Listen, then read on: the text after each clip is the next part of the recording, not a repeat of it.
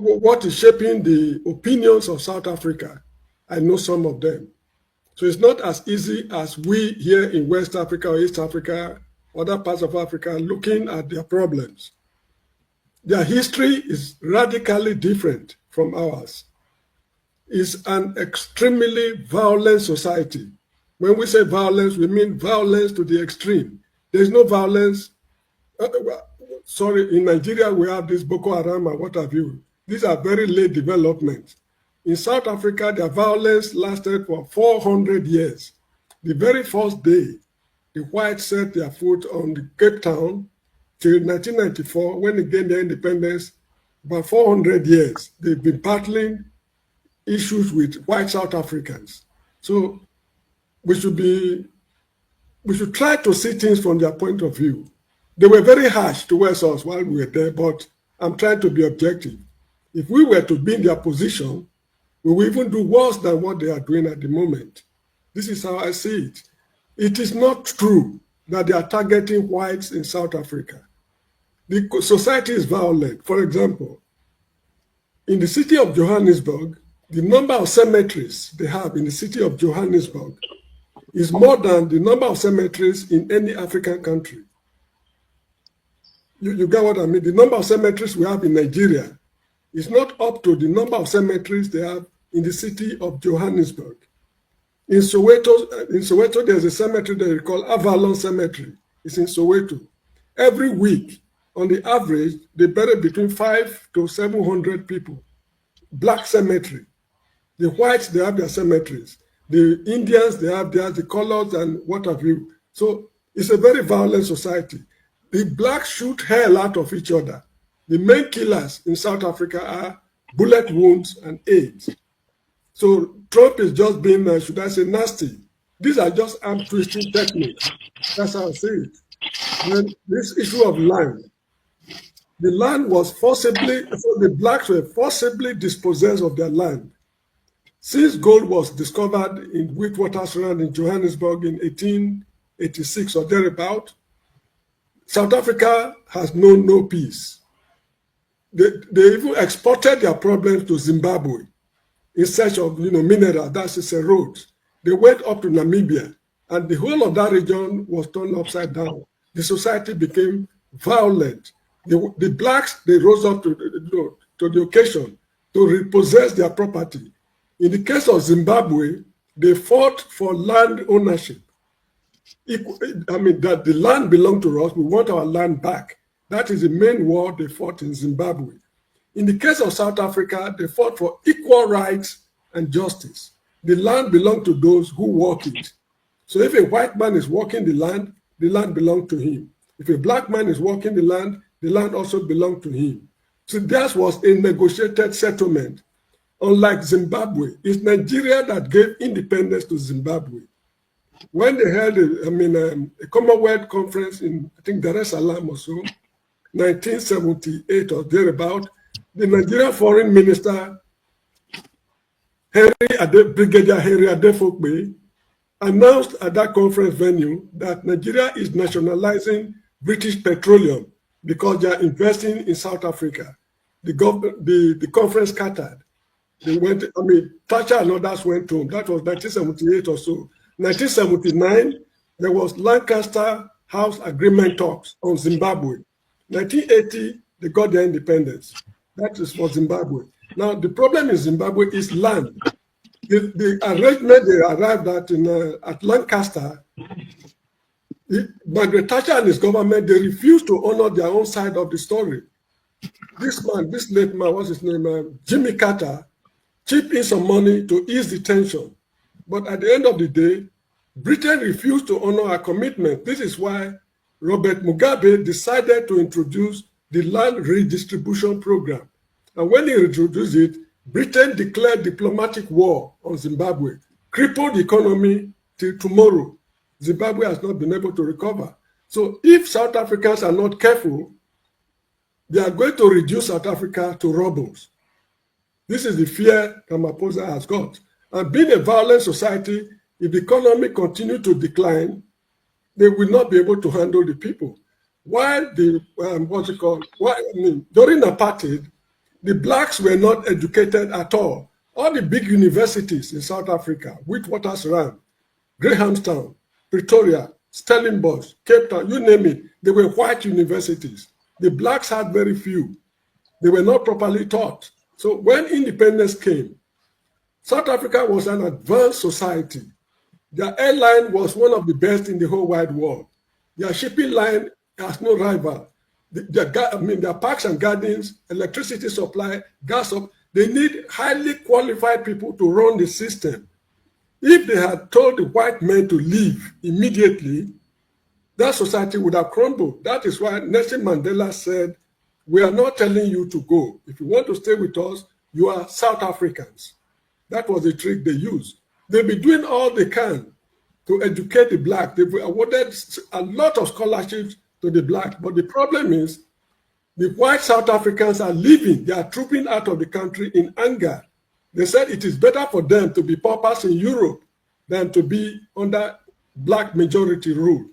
When I was in Johannesburg, we had a workshop where we fabricate, machine parts. I learned it while I was in Israel. So when I got there, there was no job in South Africa. We set up the workshop. We had a problem with a machine we were using. So we lose the parts.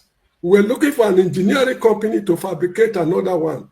We traveled the whole of Johannesburg. I discovered a startling revelation, and that is the industries are dead. The white men are all gone. So this is the problem the country is battling with, and with irresponsible people like Jacob Zuma, who fraternized with the Indians to fleece the country. It's a pity I cannot narrate the story. It's quite a lot of story. Anybody who's interested should get in touch with Dr. Damages. I have, there were two commissions of inquiry, the Heifer Commission and one other commission I cannot remember, set up to investigate corruption in South Africa. Jacob Zuma is the linchpin of corruption in that country. And in fairness to the system, Jacob Zuma went to jail, an ex-president, to show that they are really concerned with the way they are running their country. I don't think any Nigerian ex-president has ever been to jail, despite the monumental corruption we have in the country. So we should please try to see things from the South African point of view. They are in a very tight corner, and it is not their fault because they were not prepared for independence. They were fighting wars. Independence came unexpectedly when what's called F.W. de Klerk made a U-turn and said they are negotiating. The ANC was busy fighting from Zambia, from Maputo, from Zimbabwe. They were just fighting wars. They never trained anybody to do anything. When independence came, they ran into a problem. And somebody mentioned something that is very correct. The DA, Democratic Alliance Party, is a white apartheid party. The problem is there is what they call born frees in South Africa. Those who were born after 1994 who never saw apartheid. They've grown up and they are not satisfied with the way things are going. The economy is getting so bad. So many people are out of jobs. So it is these born frees who are increasing in number that gave the Democratic Alliance those votes they got to form a coalition party, a government with the ANC. Please speak about the Kwerekweres. No, yes, okay. Thank you for raising that issue. I suffered it. Let me explain it this way. During apartheid, the ANC leaders, Jacob Zuma, Thabo Mbeki, and all, so many of them, they were in exile in Nigeria, in Zambia, Ghana, and what have you. Now, these guys, they were receiving money from foreign countries, Nigeria, Ghana, Zambia, Kenya, and others. They were spending this money without giving account to anybody because it was not a government. You cannot audit the account. It was gift you gave to them. So when independence came, they all went home. When they got home, unfortunately, the free money they used to enjoy outside was nowhere to be found. So they descended on the national treasury. That led to the Heifer Commission of, I think, 2004, thereabout, in Bloemfontein. Now, when they descended on the treasury, they emptied it. There was a French company they called Tails. They awarded some billions of rands and manufacturing company that was unaccounted for. So at the end of the day, the economy was bad. So when we got there, the black South Africans saw us, we looked like unidentified flying objects in their midst. Where were you while we were fighting apartheid?